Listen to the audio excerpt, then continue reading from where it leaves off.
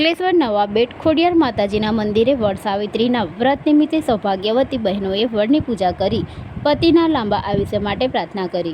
આજે વડ સાવિત્રી વ્રત નિમિત્તે સૌભાગ્યવતી બહેનો પતિના લાંબા આયુષ્ય, આરોગ્ય અને ધન સંપદા માટે આ વ્રત કરતી હોય છે। પોતાનું સિંદૂર સુરક્ષિત રહે તે હેતુથી પરણિત સ્ત્રીઓ વડની પ્રદક્ષિણા ફરતી હોય છે। પરણિત સ્ત્રીઓ સિંગદાણા, બદામ, કાજુ, પીમરમીટ વગેરે મૂકીને વડની પ્રદક્ષિણા કરતી હોય છે। 108 પ્રદક્ષિણા ફરતી વખતે વડને સૂતરની દોરી બાંધવા સાથે વિષ્ણુ ભગવાનનું સ્મરણ કરતી જાય છે।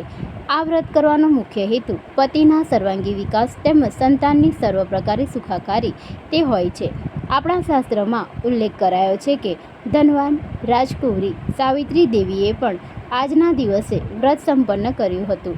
આજના દિવસે વડ સાવિત્રી વ્રતની કથા, વિષ્ણુ સહસ્ત્ર નામના પાઠ, શિવજીની પૂજા અર્ચના સાથે શિવજી મહાપૂજા કરવાનું મહાત્મ્ય રહેલું છે। આ વ્રત કરનારી બહેનો ખાસ કરીને ગુજરાત, રાજસ્થાન, ઉત્તર પ્રદેશ, બિહાર અને હરિયાણામાં સવિશેષ જોવા મળે છે।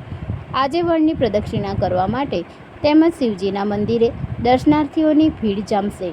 ઘણી બહેનો આ વ્રતની ઉજવણી વિધિવત 5, 7, 11 વર્ષ પૂર્ણ કરી તેની ઉજવણી કરતી હોય છે, જેમાં સૌભાગ્યવતી સ્ત્રીનું પૂજન અર્ચન કરી તેને ભોજન કરાવી દક્ષિણા સાથે સૌભાગ્યનો શણગાર અપાય છે। હરેશભાઈ પુરોહિત મહારાજ દ્વારા શાસ્ત્રોક્ત મંત્ર વડે વડ સાવિત્રીની પૂજા કરવામાં આવી હતી।